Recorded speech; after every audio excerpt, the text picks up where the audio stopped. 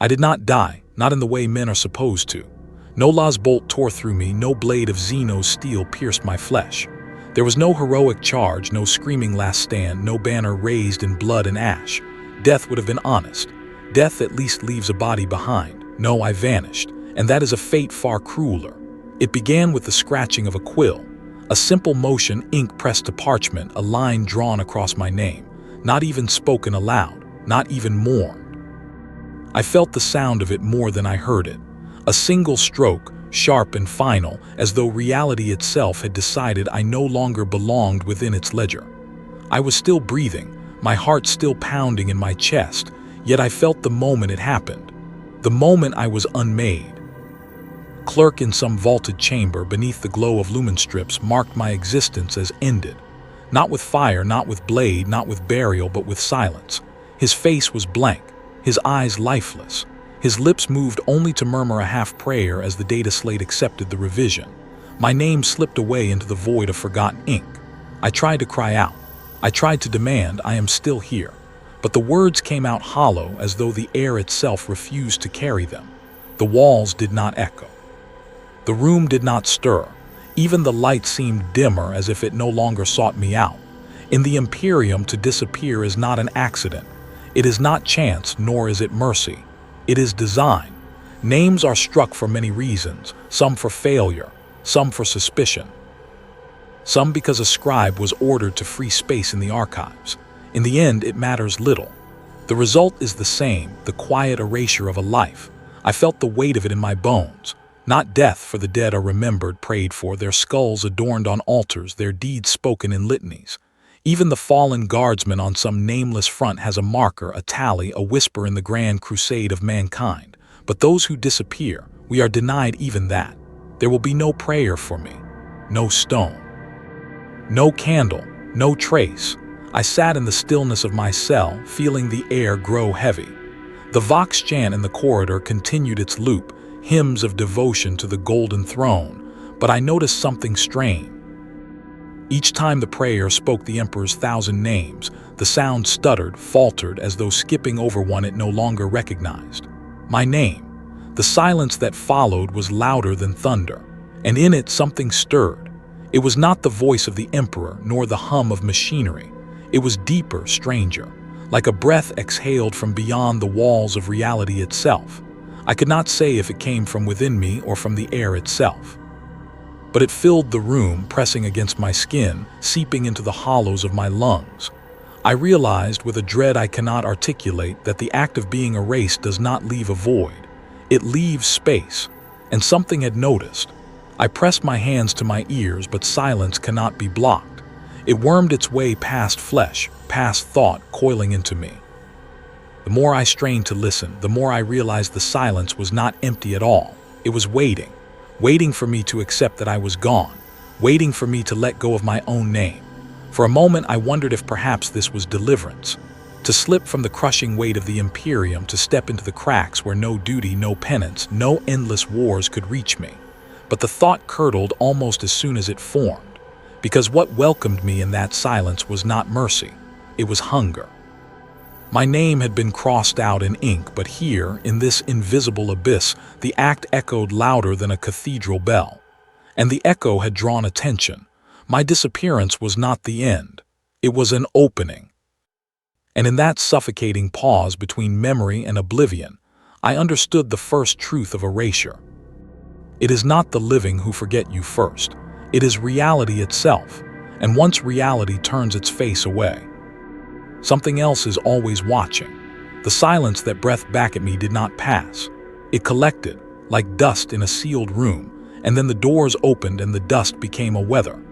I was taken from my cell at shift bell and led into the arteries of the scriptorium hive, where the air was always warm with ink fumes, and the dry whisper of parchment shed its skin in drifting flakes. If disappearance has a sound, it is the slow scraping of quills and the clicking of cogitators as they digest a life. The corridors narrowed as we descended. Groined arches hunched low, rivets like blunt teeth, lumen strips caged in iron.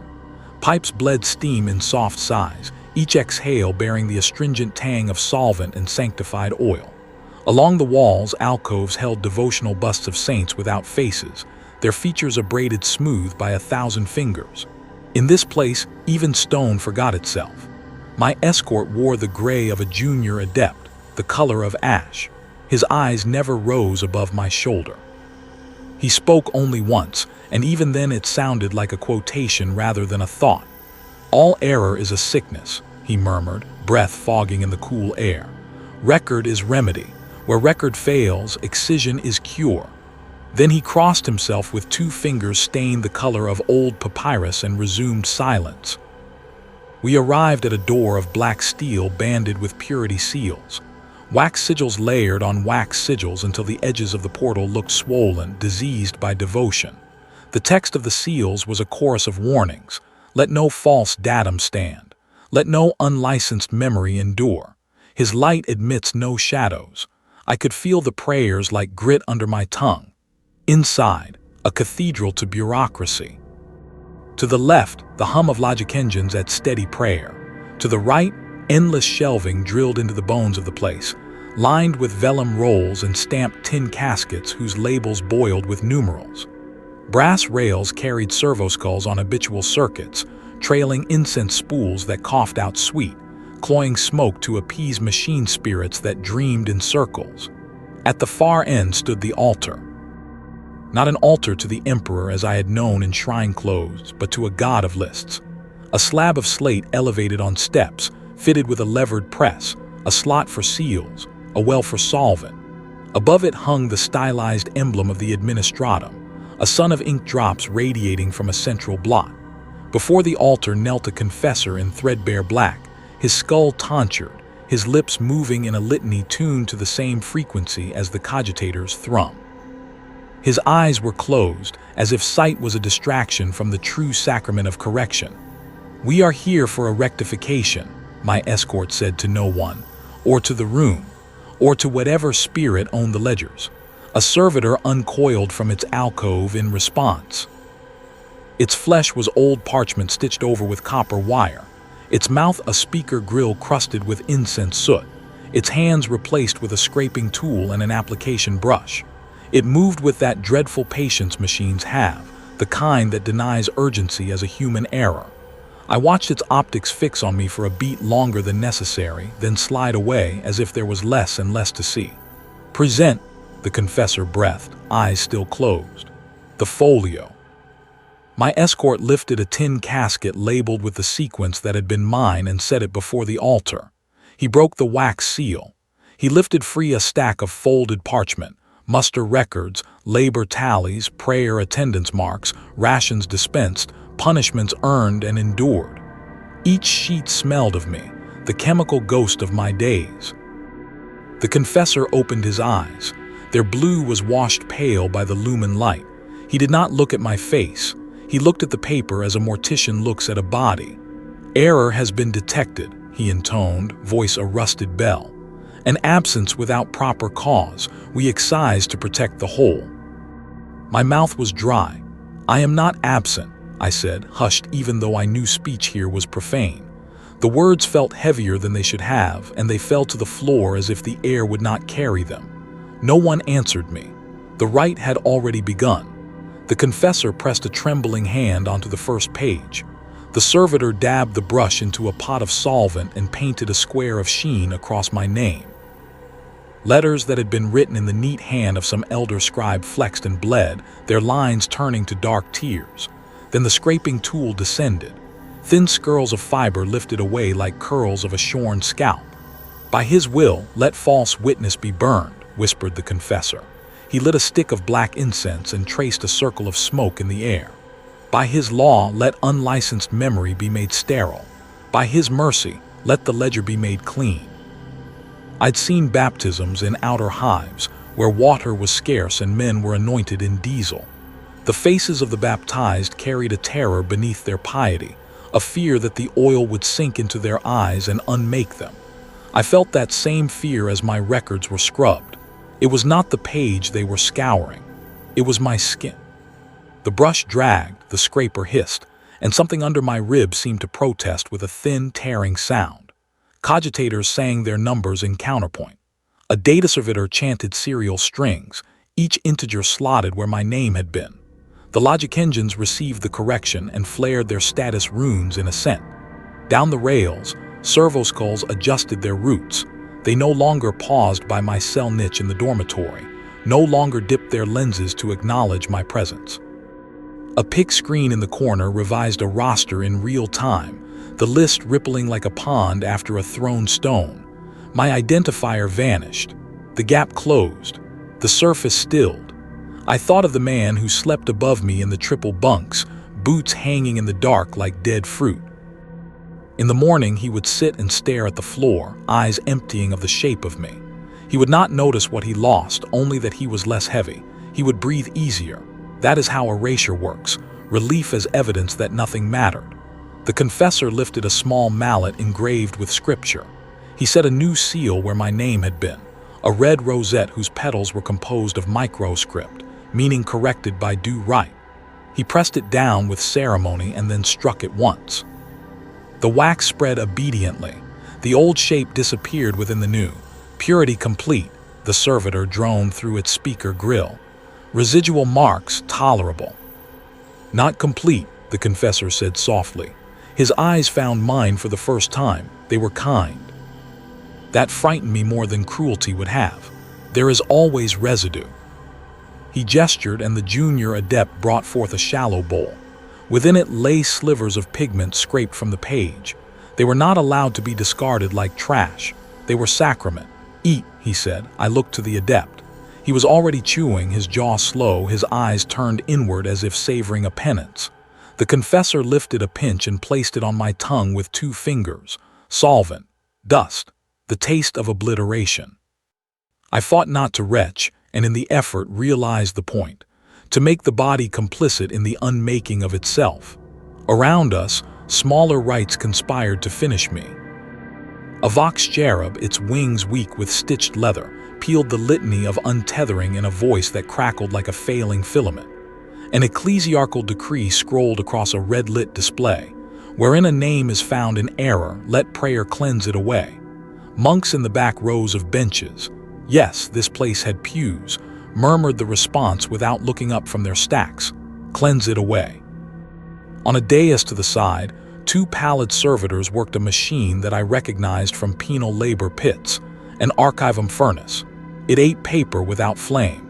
What went in as script came out as a clean sheet of pale hide, ready to be written on again. The machine believed in palimpsests as the emperor believed in obedience. Layer upon layer, scrape upon scrape, each soul overwritten by the next until nothing remained but the texture of submission. They fed in an appointment log. It bears saying, I felt something go thin in me the instant the page entered the slit. The sense was childlike, the way a boy feels when his name is called from far away, half hoping, half dreading, entirely powerless. The sheet came out smooth. On its face there were no marks.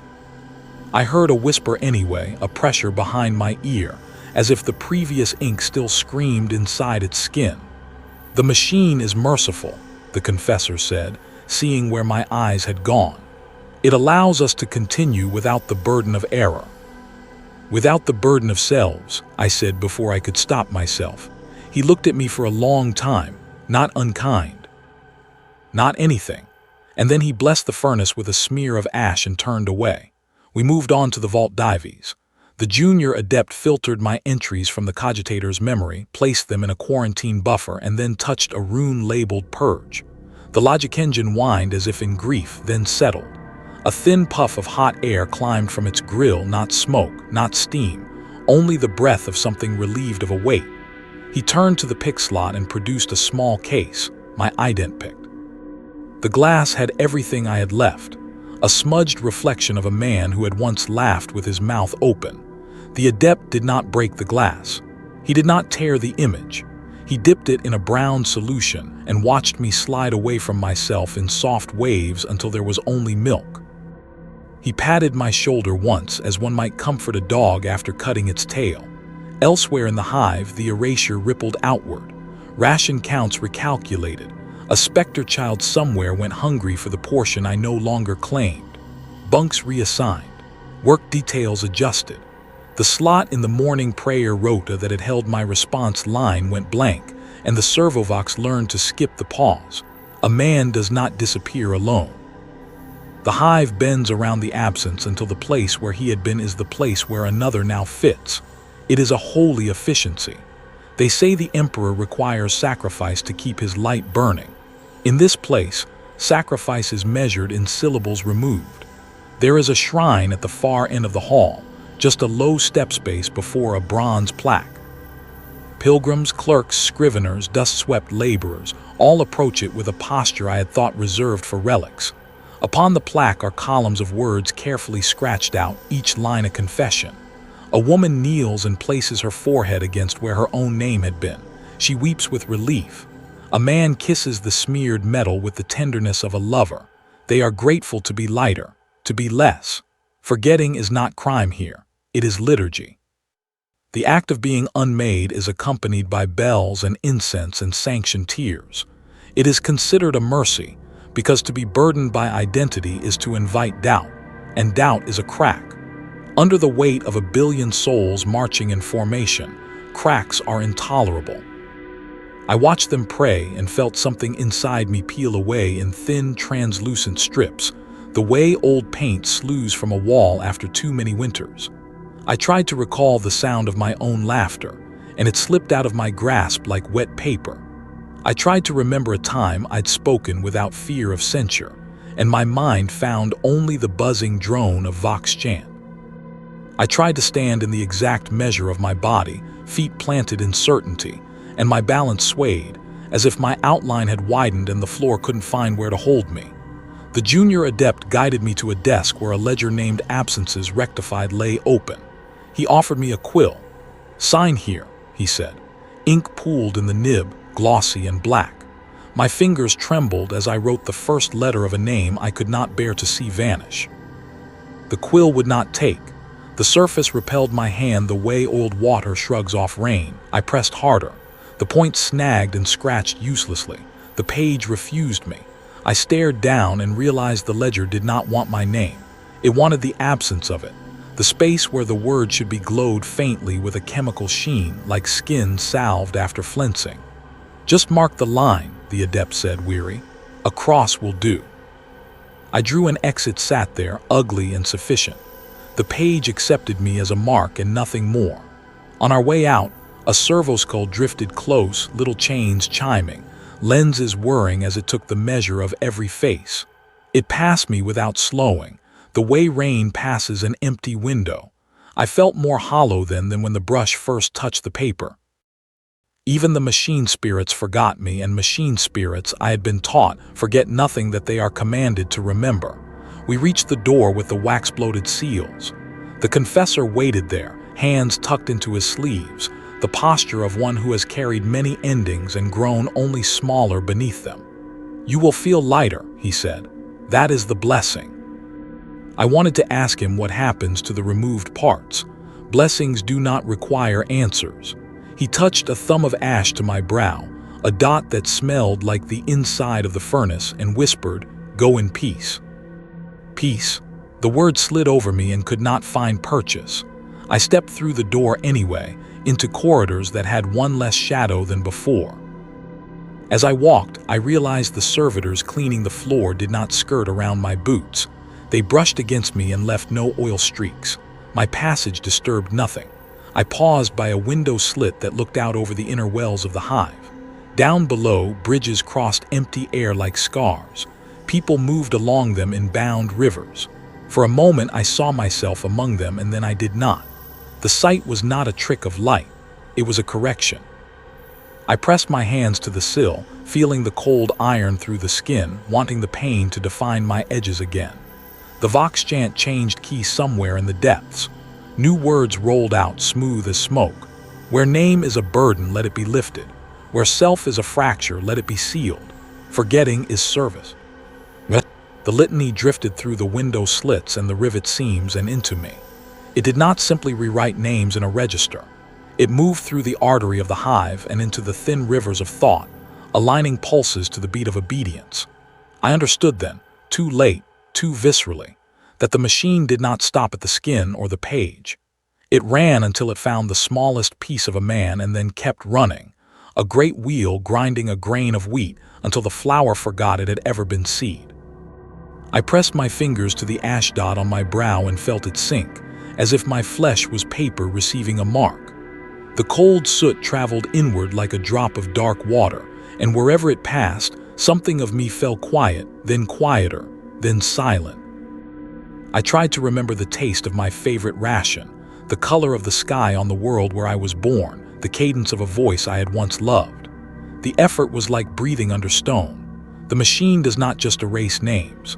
The thought came to me unbidden, a pulse in the dark, and when it did, I knew it for truth because the air around it hissed in denial. It erases the soul. And as the vox chant smoothed the last burrs from the corridor's sound, I felt mine begin to thin. When you are being erased, the world does not stop for you. It rearranges itself around the absence as if a hand were smoothing out a wrinkle in a great cloth. People shift into the new pattern. They learn to sleep without the shape you once occupied. They do not speak of the hole you leave. They speak around it. I watched this happen to them before I watched it happen to myself.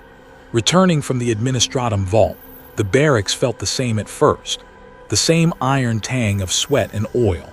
The same low, omnipresent hum of the servitors tucked into corners like sleeping beasts.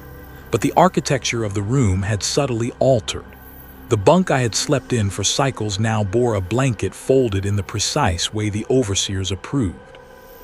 The pillow had a small dent at its center where someone else had pressed their head. The locker that had kept my spare ration cup and a worn scrap of cloth was latched and locked. A different designation hung from its hook. The space where my tin cup once hung had been cleaned, polished, made to gleam as if no one had ever spat into it. I met my friend Core at the wash trough. He moved with the same economy of motion we trained into our bodies, but his eyes slid past me as if they bounced off an invisible shield. He tried to be kind, he always tried, but his kindness had the brittle edge of obedience. He touched my wrist by reflex and then flinched as if the contact itself might be contagious. The gesture was small, private, sorrow-filled. It hollowed me out more than any official excision ever could. "You're quiet," he said, and in the tone was the danger of revelation. He could not look at me while he said it. He was practicing the art of absence. "I heard the altar," I told him. My voice felt as thin as a thread. "They made it clean." Core swallowed. The water in the trough hissed as if it too were trying to wash memory away. "Good," he said. "That was the right thing." He spat and rinsed his hands, and the motion was a benediction to the ledger. He had learned the liturgies of forgetting. Outside, along the corridor, a line of workers moved in single file like a column of insects. Someone had reallocated my work detail. Where I had stood at the assembly last cycle, another man, young, not yet a map of scars, moved with my old rhythm, gripping the same wrench I had worn smooth. He did not know the weight of the tool in his hands the way I did. He did not know my little adjustments that made the machine sing instead of scream. He would learn the new way and forget the old. This is how the hive perpetuates itself. By replacing the subtleties only one person ever noticed. Families do not disappear in the same way as men at work. They are softer, more dangerous. I visited the low market where my cousin sold rationed spice. Her stall sat between a brazier vendor and a man who mended respirator straps. When she saw me, she straightened, a reflex like tightening cloth over a wound. Her hands, which had once wrung spice into pouches with a flourish, froze on the scoop. She did not step forward to hug me, did not call my name. Instead, she wrapped a square of spice in paper and passed it to the next customer, eyes never settling where my face was. "You are well?"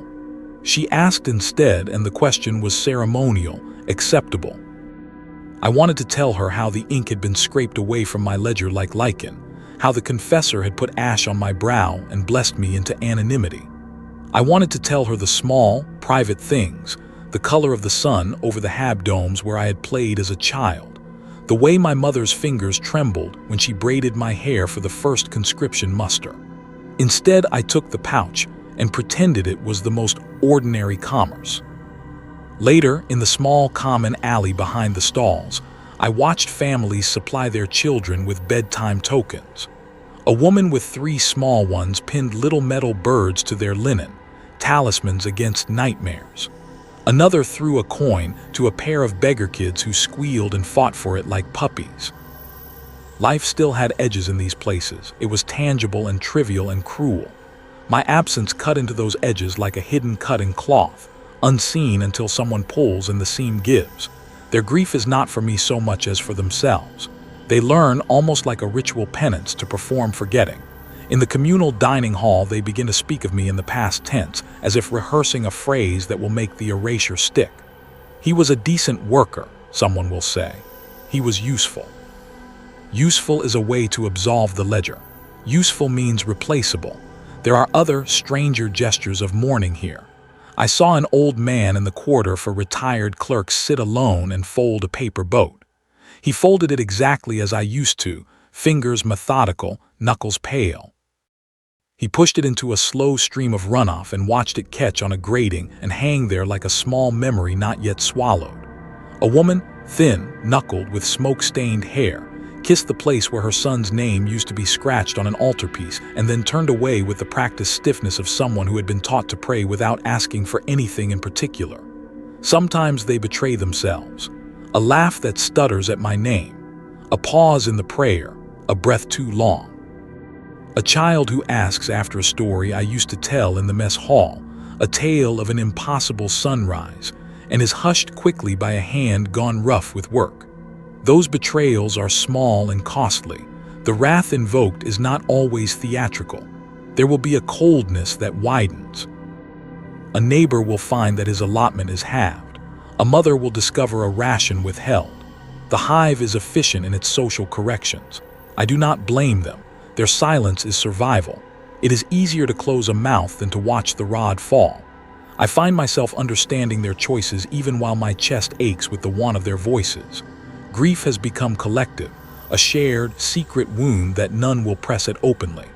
They carry their hush like necklaces, heavy and sacred.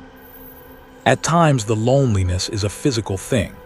I have slipped into the chapel where the portraits of saints are lit by red candles and sat in the last rung of pews. The priest's vox speaks in measured cadences about service and the purity of unburdened devotion. Devotion is required, compulsion, not comfort. I kneel and press my forehead on the cool stone and try to remember the contours of my own face by tracing it mentally, like a map I do not trust. Sometimes in the blur of multi-voice prayer, I catch the twitch of someone else's lips, a micro-expression of memory that flares too quickly to be caught by machine. The effect on the congregation is immediate. The hymn grows louder, more insistent. A servitor drones a counterloop, and faces harden into acceptance. The priest's hand sweeps with a practiced motion, and the mood is corrected. The social atmosphere is policed not only by doctrine but by fear. Once, when the rain was acid light and the dome above the market hissed, a child I had once taught to tie knots slipped from his mother's grasp and ran toward me laughing. He did not know the difference between the man who had been there and the man who was gone. To him, I was still a man with a story to tell. He reached out and touched my sleeve with sticky fingers and asked, "Tell us the one about the star that fell and became a bird." My heart clenched. A dozen strictures rose up in my mind like teeth. To answer would be to risk the echo of me surviving in a child's memory. To refuse would strip the boy's immediate joy. I felt the whole ledger balancing around my choice. I chose the worst of both options. I slowed, moved my lips as if to respond, and then stopped before a single sound formed. The laughter died as the child glanced away, disappointed. His mother tightened her hand on his wrist and drew him into the safety of sanctioned oblivion. That night I slept on a bunk that smelled of someone else's work. Dawn came with the scent of burnt oil and prayer-thick air. As I rose, a chair scraped back in the mess. The clatter of metal cups filled the room and voices took up their drills. A man whom I had once known as a neighbor walked past and, only half turning, said, "Morning." No name. It would have been a simple thing to use my name, a small act of human recognition, but the syllable did not appear in his mouth. He had learned the choreography of forgetting, and yet Amid the ritualized erasures and the practiced amnesia, something stubborn remained. It is a brittle, dangerous thing, a sliver of remembrance that refuses to be filed away neatly. I heard it when I should not have. Late one evening at the edge of the hab where the light is poorer and the air tastes of old coal, a stranger knelt by a small shrine. He smelled of steamed gear and the iron tang of hard labor. He was not one I had known. He did not belong to my ward. His hands were rough, his head shaven in the fashion of penitence. He had placed a scrap of paper in the shrine slot, no more than a folded strip with a single line of ink. He bowed his head. His lips moved. At first I thought he was reciting the usual litanies, the rote prayers all of us know by heart. Then, beneath the hum of the grating and the distant thud of the industrial pumps, I heard a syllable that cut across the litany, a name shaped with such small attention that it could only be the sound of someone reaching into memory. A single breath, a single sound, my name. He spoke it like a prayer, not to the emperor, not even to a saint. He said it to the shrine, the paper, to the air itself. His voice was cracked with age and worry and something like guilt. It was private, it was quick. It was impossible to mistake. I froze. Something in the barracks shifted. A child's laugh from the next block cut off mid-bark. Somewhere a servo skull drifted close and then turned. The man's shoulders convulsed, as if bearing a weight he had not told his bones about. He pressed his palm to the paper and did not rise. If memory could be both contagious and contagious in reverse, then this man had caught mine and held it like contraband. He was not saving me in any official sense. The ledger would not be amended by his whisper. But for one fragile heartbeat I was named, proof that the erasure had not been total, proof that somewhere against the tide of ink and machine and sanctioned oblivion, my name still floated like a small, stubborn ember. And with that ember came a new terror. If memory can linger in shadows, what else can linger there? What answers, what shapes, what things that do not sleep? There is a temperature to forgetting. I did not know it until it pressed itself against my face like winter glass. At first it arrived as a draft in places that should be sealed. A stairwell whose vent had never been more than a seam sucked air into a small, perfect cold. A puddle in a maintenance grate that once reflected my boots now flashed back a face I did not recognize. My own, but thinner, its features stretched as if seen through a shard of ice. The slow chill crawled across my tongue and left the aftertaste of old copper. Memory, I learned, can taste metallic. The cracks where the Imperium refuses to be total are not always grand. They are seams in the concrete, forgotten toys beneath bunks, a child's mitten left in a gutter. Those seams gather what the ledgers have flung away. They keep names like lint and feed on them. I began to notice how the smaller spaces in the hive took on a life of their own. Storerooms where no one stored anything seemed to murmur at night. Rusted pipes hummed notes that felt suspiciously like lullabies. The back of a market stall collected a pattern of scratches that up close could be read as marks of counting. 3 days of silence, 7 prayers, 1 erased name. I thought I saw causality first as superstition. A man who worked the forges spoke less after a night spent at the threshold of an abandoned nursery. He grew gaunt, not from hunger alone, but as if patience and sleep were being clawed from him. In the hours between shifts, he began to murmur to himself, the tone of his voice changing, not quite his own.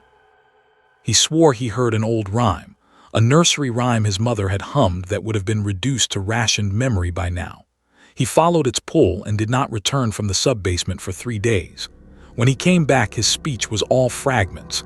His eyes were not the same eyes that had soaked oil at the forge. He had been altered, and the alteration did not read as healing. That is the first, small law of what feeds in the dark. Whatever is forgotten by the world is taken up by other things. The Immaterium does not need bodies to be sated. It collects impressions, names, scents, a half-remembered laugh, and stitches them into shapes that resemble us. Those shapes are clever, they call, they imitate, they practice until the cadence is right. They are patient in a way we cannot be.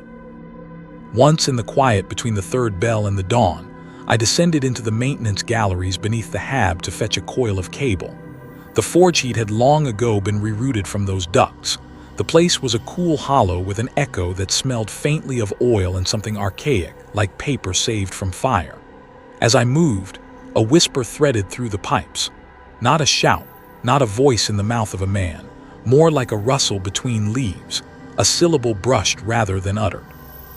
It sounded like a name half-formed, then swallowed. My hair rose at the back of my neck. I followed the sound because fear is an animal that sometimes climbs curiosity's ladder. The whisper led me to a door no one seemed to use anymore. Behind it, a room of discarded cradles and toys sat in a dim, thick air. A broken picked plate hung crooked on the wall. The pict briefly flickered to life as I crossed the threshold and showed me myself as a child, a stranger. The image dissolved before my mind could make a knot of it. On a low shelf, a music box lay open, its cylinder teeth rusted. When I put my hand to it, it spun with no power and played a single warped melody. The first refrain of a hymn I had learned in a different life, the one that used to hold me like a warm cloak. The tune folded, and where once there was comfort there arose a metallic undertone, as if two songs had been forced into the same throat and were strangling each other. When the childless room hummed itself quiet again, I understood that I had wandered into an echo. The Immaterium had pressed its hand where a life had been and traced the outline with its fingers. It does not merely reflect what we were. It remakes it with its own appetite. A lullaby becomes a lure. It is tempting to think those echoes are lonely things, that they ache for the touch of a familiar voice. That thought is kinder than the truth. They are instruments. They are tuned to instrumentality. They return calls not to restore the caller, but to widen the hole for the feast. A whispered name is a key, and the more keys you let fall, the more doors open. People become bait without knowing it. I watched a widow, thin as paper, lighting candles at the shrine for nights on end. She placed small folded notes in the slot. Names, small histories, phrases she had kept in the hollow of her chest. I wished to take them from her and burn them for her. Instead, I watched as the candle's light bent strangely when she left, lingering like a heat that had not completely left the air. On the fourth night, a voice, soft, almost indistinguishable from the hiss of the wick, murmured a phrase that the widow had not spoken aloud in a decade. Her face changed, joy and horror braided into an expression I could not read. The next day she fell ill with a fever that took words from her. Religion tries to contain the breach. The priests assemble protective canticles, qualms of doctrine repeated until the notes form cumbersome chains. They fashion wards from iron filings and prayer cloth, spray sanctified oil along ventilation ducts, and equip the chapel doors with extra locks. In some places, the ministorum organizes processions through the haunts, priests and barbers chanting a defense against the whispering. Sometimes these rituals work, for a moment, a temporary tightening like a poultice on a wound. More often, they are like scaffolding on a collapsing wall, presentable but meaningless in the long run. I have seen men curl under those canticles only to be unmade more thoroughly when they sleep. The Immaterium's patience is an inexorable clock. It does not need to hurry. You can stand in the center of the cathedral and join the hymn until your lungs ache, and at night the corridors will answer with the name of your child, only twisted, slow as a winter branch. It will come from the vent behind the altar, from under the kneeler, from the brass of the candelabrum. It will sound like a blessing but taste like rust. This is where paranoia becomes a sensible currency. I find myself checking corners that used not to require inspection. The underside of shoes for odd residue, the tiny folds of cloth that gather in collars, the single, impossible echo of a phrase I might once have said and now cannot locate. Waking and sleeping leak into one another. I have dreamt of places I know intimately, my mother's hands, the slope of a hillside, and woken to find the dreams have taken on a wrongness, a slight slant, as if someone else had practiced being me in the night. Others have gone further than I dared. A cleric I once worked with in the low-print workshops began to trade his days for whispered recollections. He would close the shutters and spend hours with a cracked lens held to an old pictorial, repeating stories that had been told to him by men who were now numbers. He told me once, with eyes too bright, that in the Immaterium the dead keep their corners like old debtors, and that if you call them properly, they might repay you with an answer.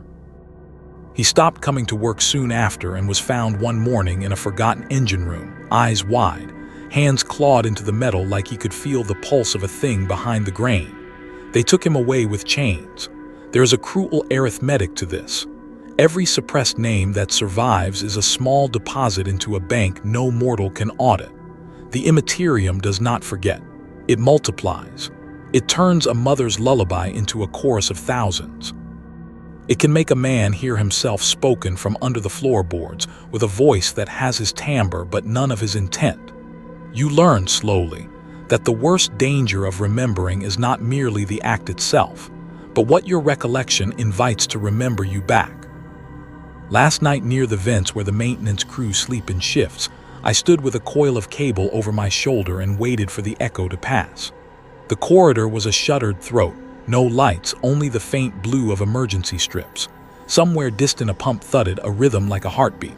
I thought myself brave. Foolishness passes for courage when the mind grows tired. A sound came from the shadow of a stairwell. At first I thought it the scrape of tools. Then it took on contour, a breath, a syllable. There was no warmth to it. It was my voice precisely, the small inflection I use when I think aloud. It said a word I have not said in years. The vowels were mine. The consonants wore a strange thinness as if their edges had been sanded. I pressed my lips together. They would not open of their own will. My breath fogged in the cold and trembled with fear, but I kept silent because to speak would be to give the echo a thread to pull. The voice repeated the phrase, closer now, as if something in the stairwell had moved.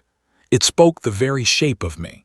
And then, softer than a prayer, it whispered the only thing that has ever stung more than being erased. You are still here.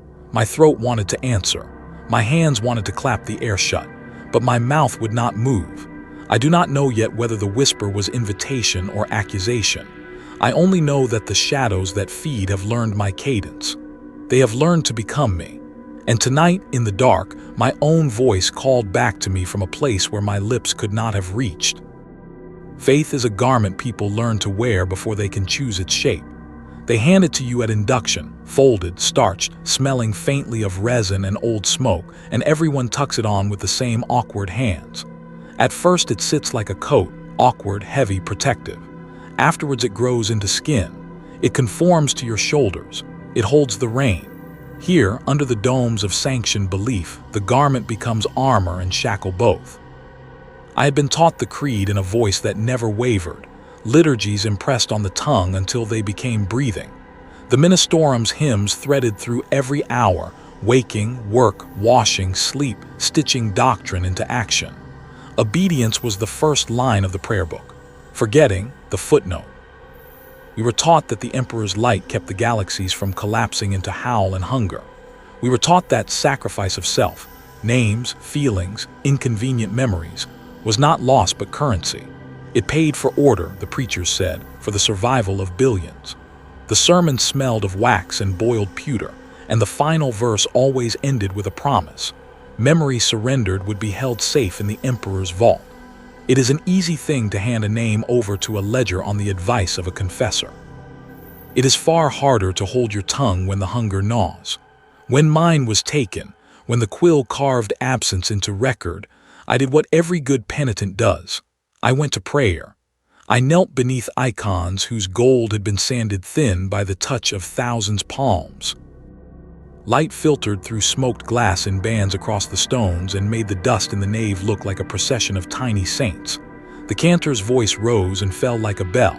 I mouthed the litany, a list of syllables that had kept men from screaming in the dark for generations. I expected, no, I hoped, for comfort. I thought that if the Emperor were watchful, he might glance my way and set the world true again. The hope was a small, desperate animal, and I cupped it to my chest like contraband. Prayer did not bring deliverance. It brought a new calculation. A confessor came to me afterward. He wore the gray of a mercy order, but his hood was pulled back to reveal a face that had been smoothed by duty. He spoke softly, as if not to disturb the gouted icons. "You have been corrected," he said. "You walk the proper path, let it be done." "Will he remember?" I asked. My voice betrayed the rawness of my want. It had been such an old question, and I had never before felt it so dangerous. The confessor's hands did not falter when he crossed them, yet the motion held no comfort. "The Emperor is the keeper of his faithful," he intoned. "He stores what is useful for the Imperium's harmony. You have been spared the burden of misleading recollection." Spared, the word lay on my skin like a cold coin. Spared from the weight of memory, perhaps, spared into the great balance. It sounded good. It sounded like doctrine. It sounded like a mechanism. Later, when I walked the cloisters, the bells of the Ministorum chimed a different tone, an alert, thin as a hair, signaling a change in the public record. Pilgrims paused mid-step as if the sound had been the snap of a bone. Down in the record's chambers, I knew, men in little skullcaps would be closing a file and setting a fresh seal. Somewhere, someone would be making room. I tried to press my faith into the hollow that had opened inside me. I revisited the proofs of Scripture as if they were blueprints for my soul. I read ancient sermons about the Emperor's gaze, that baleful, omnipresent light that both forbade and sustained. We believed that the Golden Throne was a furnace turned toward salvation, that through it the Emperor watched the eddies of the warp and held its storms from swallowing humanity. We imagined a hand spanning the void, warm and judicious. But standing beneath the frescoes one day, watching the light lay itself in stripes across the nave, I noticed a detail the sermons never bothered to explain. The painted eyes of the Emperor looked not simply out, but into, as though the mural itself were a sieve. They took more than they gave. The brush had not only rendered mercy, it had rendered appetite. It is a small difference, salvation versus consumption, until you feel it in your bones. When the ledger had been amended and my name excised, a change followed in patterns I had only just begun to map. My devotions, once private parachutes I could open in the hush between shifts, became thin cordage. The litany returned to me as echo rather than as balm. When I lifted my face to the light and prayed, the space between the icons and myself felt colder, as if some lamp had been lowered a notch. My pleas returned to me not as solace but as returns on an accounting ledger. I began to sense that sacrifice had a market price, that the Emperor's receptacle measured input and allocated attention accordingly. There is comfort in obedience. Some find it even intoxicating. For me, it became arithmetic. Each surrendered fact was filed and weighed. Each scrap of memory I surrendered seemed to vanish into a larger catalog where it became less a relic than a resource. The confessor's words haunted me. He stores what is useful. If usefulness is the currency by which the throne grants notice, then that which is not useful, family dinners, a lover's laugh, a child's name, must be valueless, unworthy, consumable. I had been taught that allegiance protects the many. But there is a dark corollary. The many are preserved by grinding away the one. The Golden Throne holds 1,000 suns worth of vigilance, and in exchange it demands silence. The bargain is whispered as mercy. But what if the bargain is simply a furnace with a hunger that has learned to call itself providence? One night, kneeling in a side chapel where the shadows pooled thick as oil, I thought I felt a pressure upon my forehead as if a hand rested there. It was impossible. No confessor knelt with me. The chapel was empty but for burning tallow. Yet the sensation persisted. A weight, a scrutiny that was not merely gaze but ingestion. It was as if the light itself had leaned in to peer and in peering collected the small residues of self that clung to me, the mantra of a voice, the oriented tilt of a childhood smile. The feeling made the hair on my arm stand rigid. I attempted to frame the feeling within doctrine. The Emperor watches, I rehearsed. He protects. He judges, yes, but in judgment there is mercy. Perhaps this was judgment. Perhaps to be consumed was to participate in a holy process. But the thought did not sit clean. Mercy tasted like ash in my mouth. Judgment felt like a ledger, cold and precise. There were other stranger intimations. One morning at prayer, the cantor's voice faltered mid-line and the organ hiccuped with a thin electrical squeal. The choir did not miss a beat. They stitched the seam of liturgy back together with the practiced patience of men who have patched 100 flaws. Yet someone behind me gave a small sound, half gasp, half sob, so involuntary that every head turned a degree and then clamped closed with new resolution. The salutations resumed, the hymn smoothed, but the shape of that minute remained like a raw edge under cloth. That edge was me, an exposed margin of self being noted in the ledger of the throne. I asked in that breath what it would mean to be truly seen by the God Emperor. Would his recognition be an embrace or an excision? Would mercy warm me or reduce me to ash for fuel? The confession came unbidden later, and it was smaller and truer than any catechism had ever taught. I realized I did not want a God who simply saved me.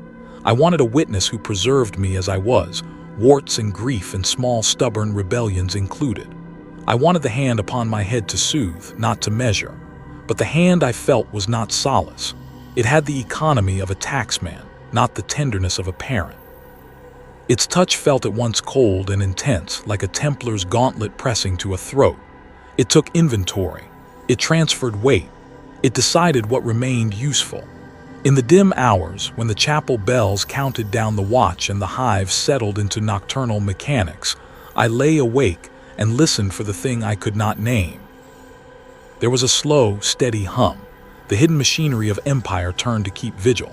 It sounded almost like prayer, and it ironed my thoughts out like cloth on a board. In that sound there was no comfort. It was the sound of something vast and patient that eats in order to keep eating. For a moment, in the place where fear meets exhausted faith, I felt the Emperor's gaze descend with a clarity I have not the words to make small. It was not the saving glance of a father or the protective sweep of a shepherd. It was the fixed, inevitable intake of something that measures and consumes, not saving but consuming. There is a particular loneliness to losing the contours of your own life. It is quieter than any exile, more intimate than any imprisonment. It begins not with a roar but with small failures, a finger that no longer finds the seam of a sleeve the way it once did, a name that slips like a bead from a string when you reach for it. The first thing to go for me was texture. I would lift a cup, an offset tin cup scored along one rim, and for a breathless second it belonged to someone else. The familiar divot my thumb had made over endless shifts had smoothed. My fingers searched my palm, mapping calluses as if learning geography anew. I would close my hand, and it would come away empty of confidence. The lines of my palm read like a stranger's ledger. Once you cannot feel the weight of your own habits, you begin to wobble on the simplest acts. You hesitate before the latch of a locker. You misjudge the flame under a kettle. You scruple to start a sentence because the cadence belongs to someone you no longer know how to be.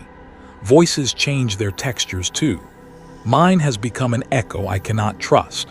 When I speak aloud to test it, sharp syllables against the stone of a corridor, the sound that returns is thin, as if run over wire. I listen for the gravel in my consonants, the small flourish at the end of a question, the way my laugh used to break in the middle and then mend itself. Those markers are unfastening. Speech becomes an exercise in mimicry. I shape my mouth to remember the man I was rather than the one I am. Sometimes I find myself rehearsing lines from old commissar addresses, not out of conviction, but because they are scaffolding I can stand on. The words keep my mouth moving when my mind would rather unravel. Memory does not fall away all at once. It peels. Think of layers of varnish taken down with solvent. First the gloss dissolves, then a thin skin, then the pigment beneath. That is how a life is stripped. I can still summon a single image.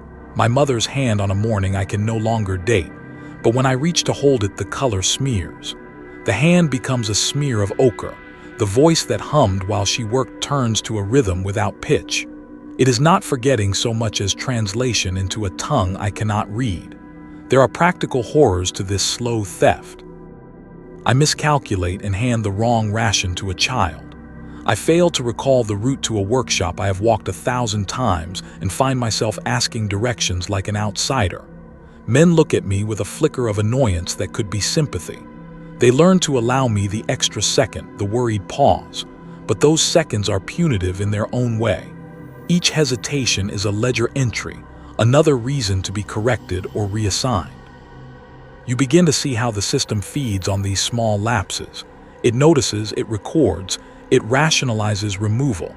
Dreams used to be a shelter, an odd place where fragments of the past knit together in softer light. Now they are the most dangerous place of all. What rises in sleep is not solace but a mockery. Faces assembled from memory come to me with the wrong proportions.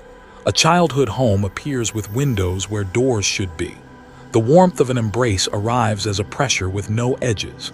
In the dream, I reach to touch someone, and my hand passes through them like smoke. I wake with the sensation of phantom warmth on my skin and find the bed cold. Hands atrophied in habit are replaced by hands remembered by others. I have been surprised to find that when I fail to recall a phrase, the man beside me supplies it without looking. He does not correct me, he completes me. There is a mercy in that it keeps the work moving, but there is a danger too. The more men complete you, the less you must do yourself. The machine takes on the work of your being and slowly learns to dispense with the original operator. There is a tactile cruelty to the way the Imperium responds. When a scribe's hand shakes one too many times, a supervisor will offer a seat in a quieter office. When a soldier's reflex slackens by a hair, the sergeant reassigns him to night watch. Each accommodation is a pipeline out. They are not expulsions with spectacle. They are reroutings into places where the light is dimmer and the memory less necessary. You are not flung from the organism. You are dissolved within it. I began keeping lists, as if the act of writing could anchor a life. I numbered pages, dated entries, tabulated ration counts, the names of men I owed to memory. The scrawl looked sensible for a while, a bureaucrat's talisman. But when I later opened the ledger, I found gaps where ink had failed me. Whole days were blank. I traced the lines with a finger, willing the letters to return, and felt only the imprint of the nib. It is a particular betrayal to find your own handwriting alien. There are moments when I catch a scent and it detonates a whole life into me. The tang of solder, the oily perfume of machine grease, the ash of chapel candles. For a flash, I am a child again, running past the forges, breath fogging in a thin winter.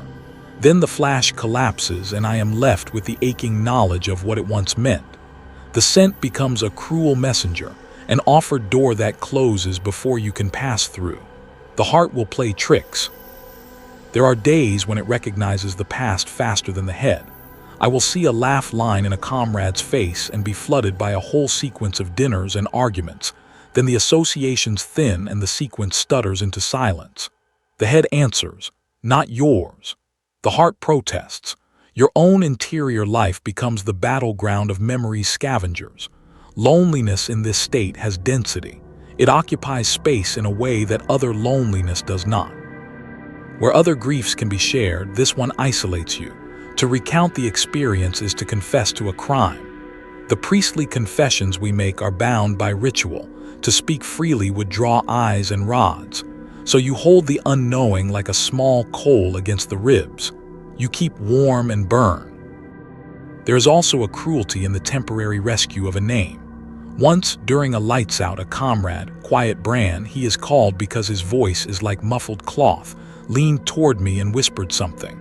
It was not a full sentence, only a fragment, a call used between us in the old days. The syllable struck me like a blade of light. For one breath, the air around me crystallized and I was whole. I lived inside that breath. Then it faded, and with the fading, every part of me that had depended on remembering was stripped back a degree further. The small mercy became its opposite, proof I was losing more than I had before. I try now to bed myself in routines like moss in a grotto. I rehearse the motions until the body learns what the mind forgets. I stand at the pump, feel the wrench's weight in my palm, and allow the correct pressure to guide my hands. The motions feed muscle memory and for a while replace the missing map. But muscles do not narrate. They do not recall why a name meant something or who laughed at it. Muscle memory preserves function, not soul. Sometimes I stare at my reflection in the darkened glass of a pick plate and try to coax the outline of self. The man who looks back is a map of scar and tiredness. There is a lift at one corner of his mouth I recognize as a tic from youth, a tilt to the head that used to mean curiosity. Still, the eyes are vacant of the old reassurance. When I force a smile, an exercise to make the face remember the shape of joy, something inside me fights and then yields, and the expression falls away like wet paint. Sleep has become treacherous.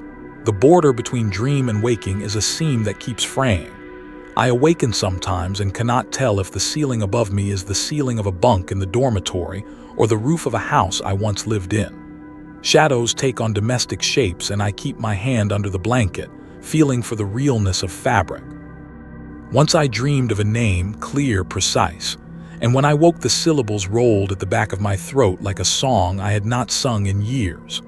I mouthed them quietly, afraid to wake the tentacles of attention, and felt them slip, ungraspable. The worst moment is that first uncertain second when you think you are awake and the world seems to behave like a stage. The light is wrong, the smell is wrong, the cadence of footsteps is slightly off. You test your hands again and find them not quite yours. For a blink, panic rises like bile. The sense that you have been living in a dream for longer than you knew is unbearable. Last night I slept and dreamt of my mother's voice clear and whole, calling me from a field of wheat that shone like coins. In the dream I ran to her and fell into her arms. The grain whispered against my tunic. She smelled of bread and sun. We spoke as if no ledger had intervened. I woke with the shape of her words on my lips and the ache of her hand in my shoulder, and then I reached for the ration tin and my fingers hesitated. The bunk around me was the dormitory's rough metal, the cup beside me dented from years of service, the hum of a servitor's motor a nearby drum. I could not tell if the warmth had been the dream's trick or a trace left on the skin by something else. The room's air tasted of oil and old prayers. And in that fog of waking, the thought slid through me like a chill. Maybe the dream had been the truer state. Maybe the waking world had been the artifice. Perhaps I had been asleep my whole life and had only just opened my eyes. I lay there, breath shallow, heart beating a rat's rhythm against the inside of the ribs, and could not know which dawn was real. I do not know yet whether I am waking from a dream or slipping into one. When a life is taken from the ledger, the world reacts as if somebody has unmade a chair and set another down in its place. It is a small, practical thing at first. The chair fits, the table is level, the room continues its business without flinching. But the chair is not yours. It never was. I began to notice the replacements in trivial ways, tiny misalignments that grow into proof. My oil-stained wrench, the one I kept nicked at a very particular notch to fit my grip, was gone from the workbench the first morning after the purge. In its place lay a new tool, polished, bearing the emblem of a different unit. It had my initials, yes, someone had copied them into the handle, but the notch was in the wrong place. Whoever used it did so with a rhythm that made the press sing ever so slightly sharp. The machine corrected around that new aptness and the sound became the machine's new normal, as if my own adjustment had been an aberration. What was worse than substitution of objects was substitution of manner. Men I had known for years, morning companions at the wash trough, the one who shared gossip by the latrine, began to adopt my gestures. At first I told myself it was habit, mimicry born of proximity. But mimicry is shallow. These imitations were deeper, like someone learning to write my signature from a shaking line until it matched. A comrade once turned to the crate of rations I thought I had claimed and, with a tilt of his head I had taught him for balance, offered me a half of a ration before pocketing the rest. He had never done that. He had watched me and then practiced the movement in the quiet, and then performed it with a casualness that felt like theft. Even children began to echo me. A little boy who used to follow the engineers around, curious, sticky-handed, started telling the same bad joke I used to use at the lathe. The cadence was my voice, the ending slightly off, as if the joke had been translated through another mind. The boy laughed and the men laughed with him, and the sound in the mess hall was acceptance, the kind that repairs a social tear. It is one thing for strangers to adopt the shape of you. It is another when those shapes begin to wear your name like a garment. A courier arrived one gray morning with a thin envelope meant for me. The clerk at the scriptorium signed for it and then, after a moment's pause, handed it to a man who now occupied my bunk. He unfolded the paper, read the lines, and smiled. A smile I would have given my life to see again, and for a breath my stomach unclenched. Then he tucked the note into the breast of his uniform and walked away, whistling as if the words on the page were no more than a menu. He spoke my name aloud to himself, as though trying it on. Not with the hesitation I would have used, but with a ceremony that announced ownership. Ownership is the wrong word. The sound of it suggests force.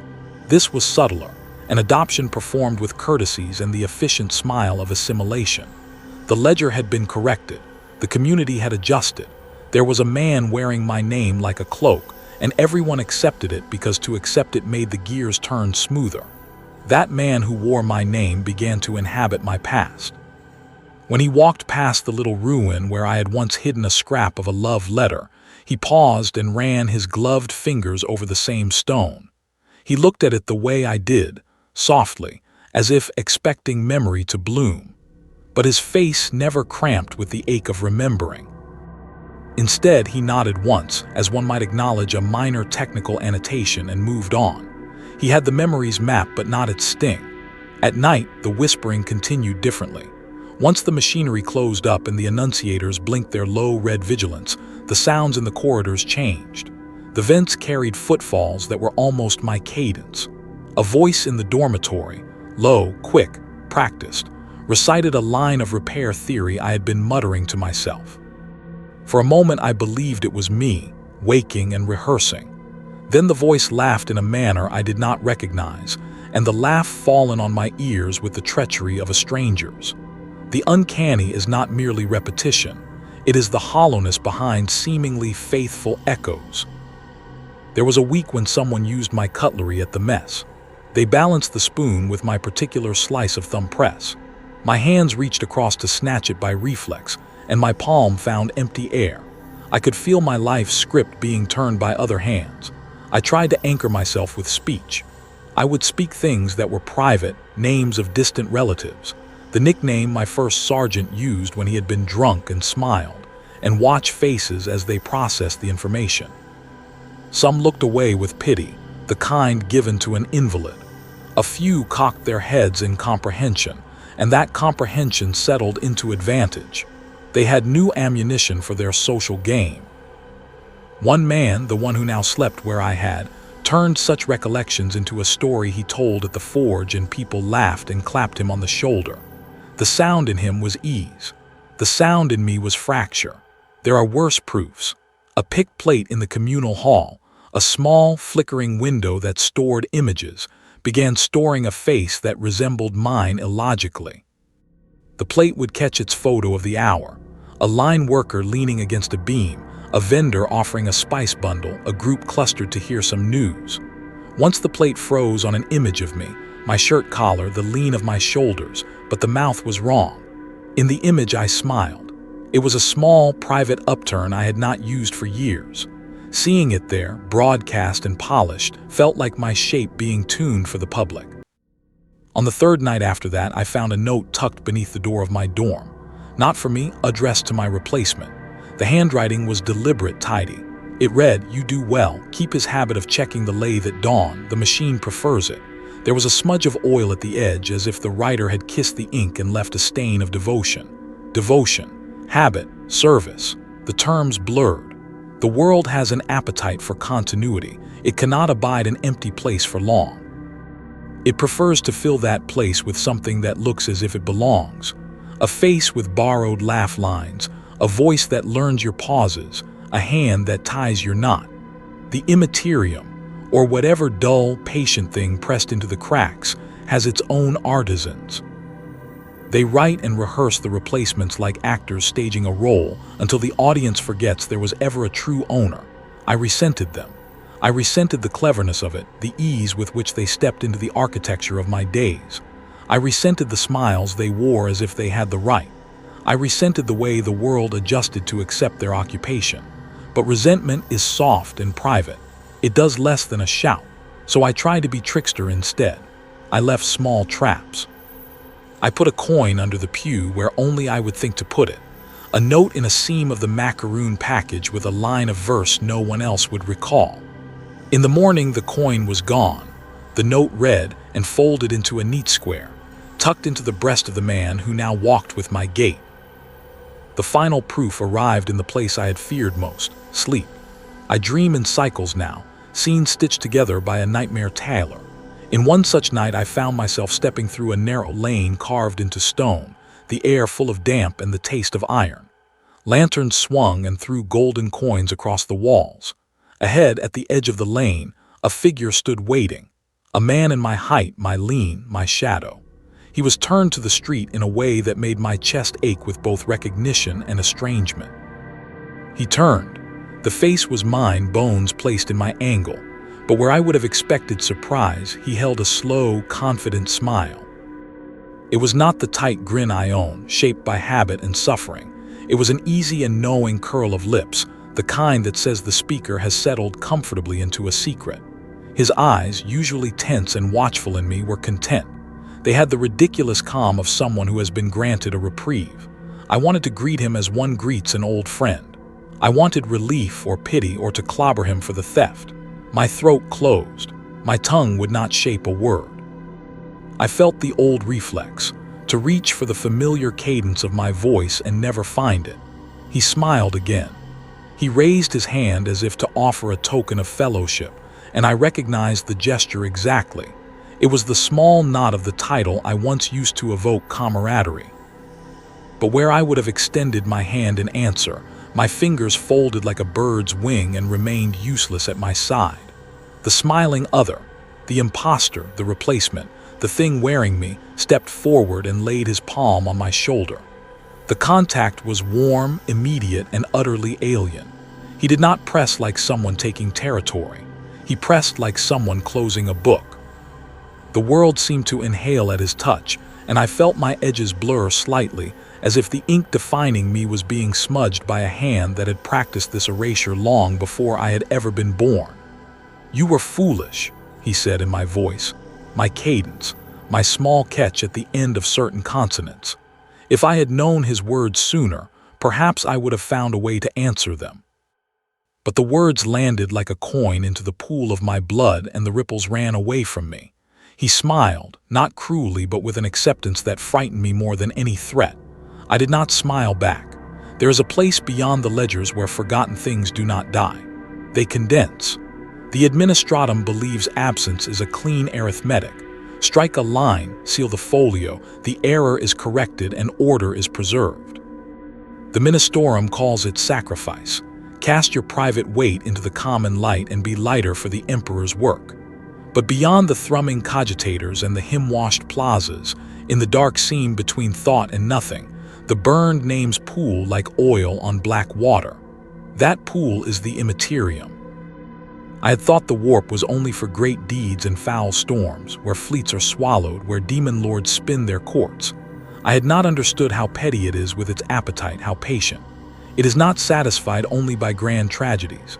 It will feast politely on the smallest scraps of the human, a child's half-remembered song, a lover's whispered syllable, a ledger line scraped away by a trembling hand. The warp tastes absence. It fattens on the shape of what we have lost. At first, the evidence was trivial. The pick plate near the lathe that should have shown only the machine's output sometimes flickered with a face I knew like a toll in the chest. Not a full portrait, only the shadow of a chin, the turn of an ear, then gone. A vent would catch breath from a corridor and shape it into a cadence I had used in workrooms for decades. I heard in the night what I thought were footsteps at my bunk, and peering into the seam of darkness, saw instead a shadow that held itself with deliberate likeness. It was not a man. It was an impression of being, stitched from what the world had thrown away. Dreams shift when the Immaterium takes interest. Where before they braided the past with imagined futures, now they repeat like chant. A line of a prayer loops until the vowels fray. A childhood toy repeats its small clack in some endless rhythm. A mother's lullaby arrives across the warp and is returned with 100 harmonies, none her own. The more I tried to hold those images, the more the warp answered back with variants that were close and then monstrous. A laugh stretches into an ululation, a greeting becomes a chorus. Memory becomes reinvention and not by us. There is agency to the thing that receives our erasures. It learns. It practices cadence. It imitates gestures we once made absent-mindedly. I watched it in the faces of men who had been taught to fold away their private lives. They would go to sleep with the ledger's correction sealed in their file, and in the morning they would recite prayers litanized in a new timbre, as if someone had retuned the vox chant in their throat. The pattern is this. The warp takes up whisper, shapes it, retakes the air. The first pass is curiosity, the second is appetite. Once in the half-light beneath the work bays, a choir of altered voices gathered, a whisper that was a chorus. I had been mapping a conduit with a maintenance crew, hands blackened with resin, breath fogging in the ducts. The pipework carried a faint resonance that should have been nothing more than machine echo. It swelled and became a child's voice. Then another voice layered beneath it, older, the rasp of someone who had learned to mimic laughter. Then the chorus added a single word, repeated, until I could not tell whether it was a name or a summons. When the Immaterium speaks with the shape of what you once were, it does not sound like comfort. It sounds like returning a debtor's call with interest. It speaks your syllables but with a knowledge you do not possess. It knows the exact angle of your pause when you hesitate on a vowel. It knows where your mouth tucks when you attempt the word home. It takes those small, private knots and unravels them into a net. I tried to resist by forgetting faster than they could feed. But recall is not a faucet you can close. Memory unspools in places that duty cannot touch. In the scuff of a boot against a stair, in the way a boy tucked his hair behind his ear, in the smell of solder warmed on a wrist. The warp knows these markers and will pluck them like ripe fruit. The more present I was to note what I still had, the sharper the thing across the seam responded. It was as if every attempt at fidelity sent up a flare. There are practical cruelties to this. Men who had been erased began to speak in public with my cadence. A woman at the spice stall adopted the little tilt of my head when she served. A child began to hum a tune I taught months ago. These imitations do not console so much as replace. People who once knew me now encountered copies that performed my shape without my compass. They would look upon those echoes with affection and say, falsely reassured, "The work goes on. He was not wasted." They meant it as kindness. It functioned as erasure. The priests tell me the Immaterium is a mirror of souls, that what rises there is what the galaxy flings back. That might be true in a terrible sense. We cast our refuse into the warp, and the warp casts it back as form. But mirrors lie by omission and by distortion. The Immaterium is an artful deceiver. It returns your name as a question. It will mimic the voice you miss until you are tempted to answer the call, and that is how it finds purchase. The danger is that answering is not just a meeting but an invitation. To call back with your own tongue is to place your soul's outline where the warp can finger it. It will not only take the echo, it will reforge it. It will return you not as you were but as something that can be used. I have watched men listen to the vent breath of a distant face and come back wrong. They keep the cadence of a laugh, but the intention that accompanied it is gone. The thing that responds in them is hollowed, a puppet with the right gestures. Sometimes the responses arrive like tides, small, then insistent. Once I awoke from a sleeping shift and found the dormitory vibrating with a thin chorus. The sound moved like frost across the metal bunks, a recall of lullabies, a murmur of names. I pushed my palms into my ears, but memory passes the flesh in ways that rods cannot stop. The chorus shaped a single syllable in the dark. It was my name, bent and long as if stretched by the void itself. It came not as my voice, but as a chorus of many voices tuned to my timbre. It called like a litany and not like a friend. I did not answer. That should have been enough. Silence is the only defense I had left, but the warp is patient. It returns and returns and then waits in the corners for the moment when your resolve trembles. It takes the smallest hesitation and makes a home of it. It taught me more about patience than any of the confessor priests. Their patience is industry. The warp's patience is appetite. There is a peculiar horror in realizing that the more I cling to an image, the more the Immaterium will shape itself into that image in order to entrap it. To hold tight to memory is to be a beacon. To let go is to drift into that blankness the administratum prescribes. And the blankness is not peace but something else, a scaffold for the warp's work.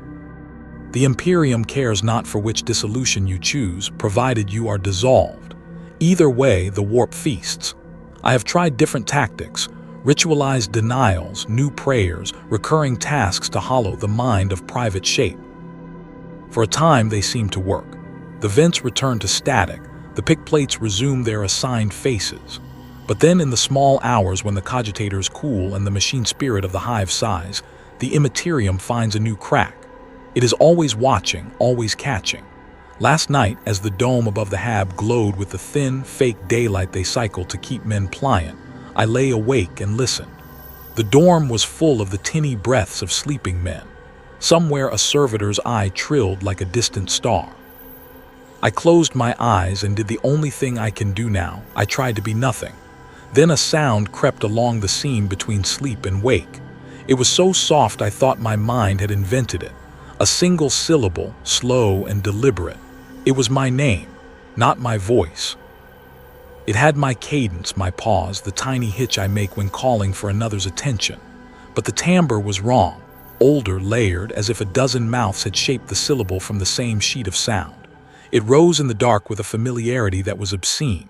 It spoke my name, and it waited for me to answer. There are horrors that end in sound. There are horrors that end in fire.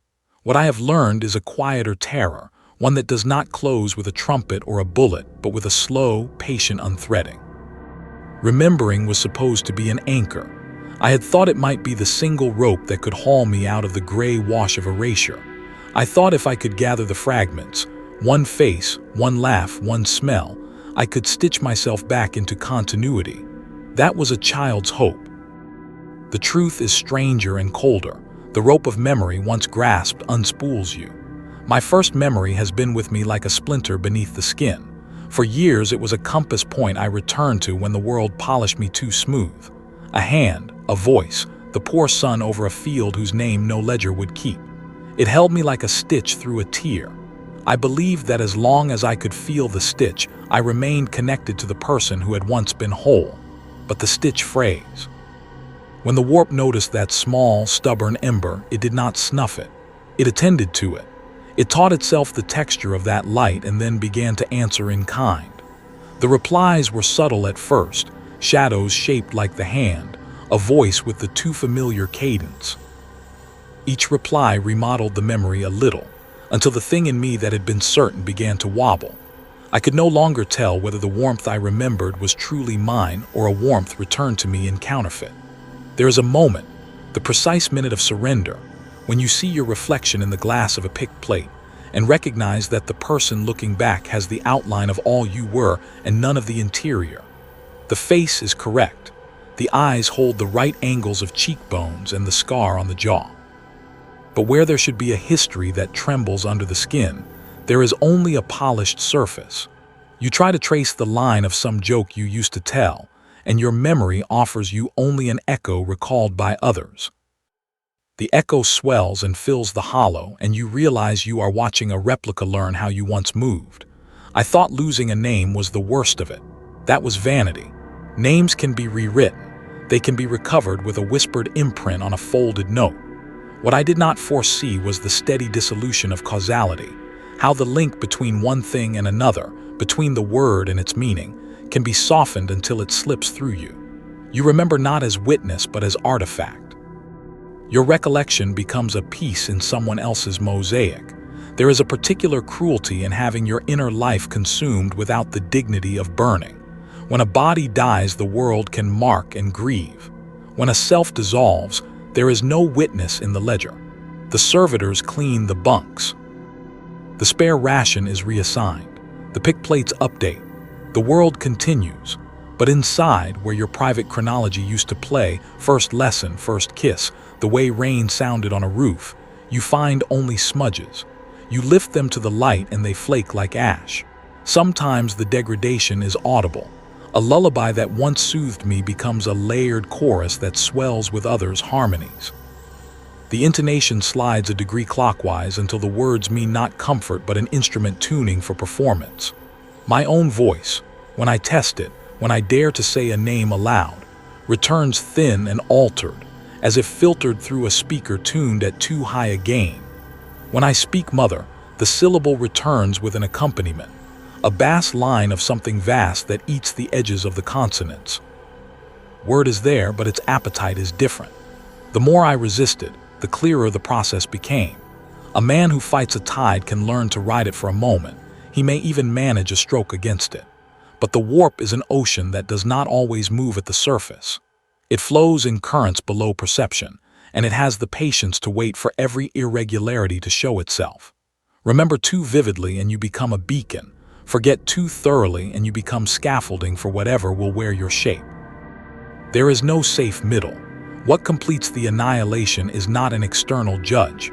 It is internal chemical, the slow acceptance that your private maps are no longer yours. When you reach for the memory of a laugh and find instead a chorus that others have rehearsed for you, the ownership slips. You feel the integrity of your interior life peel away in layers no right can stitch back. There were people who tried to help me in their way. A priest with clean fingers would recite extra litanies and press his palm to my brow. A mechanic would strap the wrench into my hand until the motion returned by muscle, if not by mind. A child would run up and demand that I finish a story I could not reconstruct beyond its first line. They meant well. Their touch steadied me for a heartbeat, but each stabilization was a mercy with a cost. The steadiness was only a substitution. The ritual filled the place where thought used to be with technique. The machine kept functioning. The soul, if such a thing can be named, waned. There is a dignity in acknowledging when something dies. You can erect a marker, spin an elegy, let the community hold the narrative. Annihilation without fanfare is more merciless. The ledger acknowledges nothing. The hymn rolls on. The pigeons are not baptized. The void is not consecrated. It is simply used. I do not know the point at which I stopped being the proprietor of my own memories. There was no dramatis personae, no clear tribunal. It was an arithmetic of small losses, of being answered back by shadows, until the shadows learned my mannerisms better than I did. I remember with a clarity that is painful enough to be sharp, a clockwork metronome in the maintenance bay that matched my heartbeat for a season, a lullaby hummed by a woman in a market who did not know my name but knew the cadence of my childhood tears. Those things, occurrences that once anchored me, became the warp's banquet. If the Imperium's creed is a shield, then the warp is a weeping corrosion, patient and implacable. Both are indifferent. The Empire preserves order by blunting individuality. The Immaterium preserves its appetite by taking us piece by piece. There is no moral calculus here that offers reprieve. You may be a saint or a slave. Both fates are measured by utility in an economy that never accounts for the taste of memory. The last time I held the delicate shard of the first image, my mother's hand cupping mine beneath a furnace's pale smoke, I tried to press it hard enough to make it submit. I closed my eyes and rehearsed every detail until my temples throbbed and the world swam at the edges. For a breath the scene returned in full, her laugh, the little freckle at the edge of her knuckle, the half-song she used to hum. I smiled. It made the ghost whole for an instant. When I opened my eyes, the smile had been mirrored in the pick plate across the table, worn now by a man who had not been present in those memories. He looked at me, and his gaze held no recognition that was mine. He had the shape of my joy, but not its sorrow. I felt then a small, slicing grief that in knowing I had been known, I was now superfluous to the knowing. That is the annihilation I confess to now. Not that my body breathes and my heart ticks, but that the web of my private past, those small, foolish things that made me singular, has been given over to a larger industry. The galaxy remembers for me, and in remembering it changes me into material for its appetites. What I cherish most has been refitted to the market of the Immaterium, and the market does not sell back the original. There is no redemption here. There is no last scene of heroism. Only this, the slow, competent absorption of what made me a person into the machinery that will use me as it will. I have tried both to hold and to let go. Both roads arrive at the same shore. So let this be my final accounting, my thin truth laid like a coin on cold stone. To forget is death, but to remember, truly remember, is worse. For the warp will always take what remains.